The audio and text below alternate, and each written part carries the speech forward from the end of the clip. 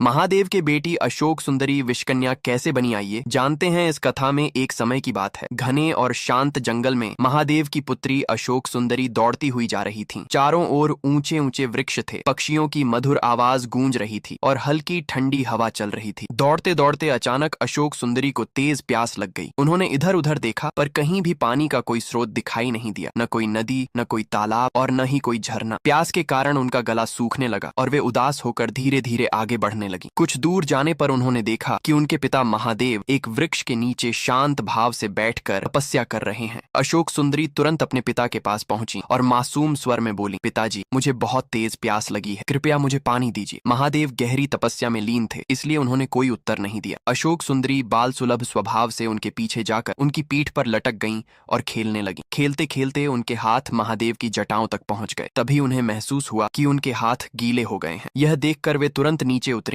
और महादेव की जटाओं के नीचे अपने दोनों हाथ फैलाकर बैठ गईं। तभी उनकी हथेली पर पानी की एक बूंद गिरी। उन्होंने तुरंत वह बूंद पी ली। फिर उन्होंने दोबारा अपने हाथ फैलाए, दूसरी बूंद गिरी और उन्होंने उसे भी पी लिया। तीसरी बार फिर एक बूंद गिरी और उन्होंने उसे भी पी लिया। उन 3 बूंदों से उनकी प्यास पूरी तरह शांत हो गई। उसी समय माता पार्वती वहां दौड़ती हुई आईं। उन्होंने अपनी बेटी को जटाओं के नीचे बैठे देखा तो घबराकर उसे गोद में उठा लिया और बोली, बेटी, तुमने ये क्या किया? अशोक सुंदरी ने मासूमियत से उत्तर दिया, माँ, मुझे बहुत प्यास लगी थी। मैंने पिताजी की जटाओं से गिरी 3 बूंद पानी पी ली और अब मेरी प्यास बुझ गई है। ये सुनकर माता पार्वती चिंतित हो गईं और महादेव से बोली, स्वामी, अब क्या होगा? तब महादेव ने नेत्र खोले और शांत स्वर में बोले, देवी, चिंता मत करो। मेरी जटाओं से जो जल बहता है वह साधारण जल नहीं है, उसमें अद्भुत शक्ति है। अशोक सुंदरी ने 3 बूंदें पी ली हैं, इसलिए अब उनके भीतर दिव्य शक्ति जागृत हो गई है। फिर उन्होंने अशोक सुंदरी से कहा, बेटी, अब तुम्हें एक विशेष रूप और नया नाम मिलेगा। तुम मनसा के नाम से जानी जाओगी। तुम्हें नागों की रक्षा का दायित्व मिलेगा। माता पार्वती ने स्नेह से अपनी बेटी के माथे पर हाथ रखा और बोली, मेरी बेटी, अब तुम नाग कन्या के रूप में सभी नागों की संरक्षक बनोगी। अशोक सुंदरी ने पूछा, पिताजी, मैं किसकी रक्षा करूंगी? महादेव बोले, नागलोक में जितने भी नाग और नागिन हैं, तुम सबकी रक्षा करोगी। तुम मनसा माता के नाम से पूजी जाओगी। ये सुनकर अशोक सुंदरी प्रसन्न हो गई और नागलोक की ओर चली गई। वहां पहुंचकर उन्होंने देखा कि अनेक नाग और नागिन किसी बंधन में जकड़े हुए हैं। वे स्वतंत्र होकर घूम फिर नहीं पा रहे थे। कुछ तो दुर्बल होकर एक स्थान पर पड़े थे। यह दृश्य देखकर उनका हृदय द्रवित हो गया। उन्होंने आसपास से रंग बिरंगे फूल तोड़े और सुंदर मालाएं बनाई। फिर प्रेम पूर्वक उन मालाओं को सभी नागों के गले में पहनाया। जैसे ही फूलों की मालाएं उनके गले में पड़ी, उनके बंधन टूट गए और वे मुक्त हो गए। सभी नाग प्रसन्न होकर झूमने लगे। तभी महादेव और माता पार्वती वहां प्रकट हुए। महादेव ने मुस्कुराकर कहा, बेटी, मैंने तुम्हें पूरा समझाया भी नहीं था और तुमने अपने करुणा और प्रेम से सभी नागों को बंधन से मुक्त कर दिया। तुम सच में शक्तिशाली मनसा हो। माता पार्वती ने गर्व से अपनी बेटी को देखा। उसी क्षण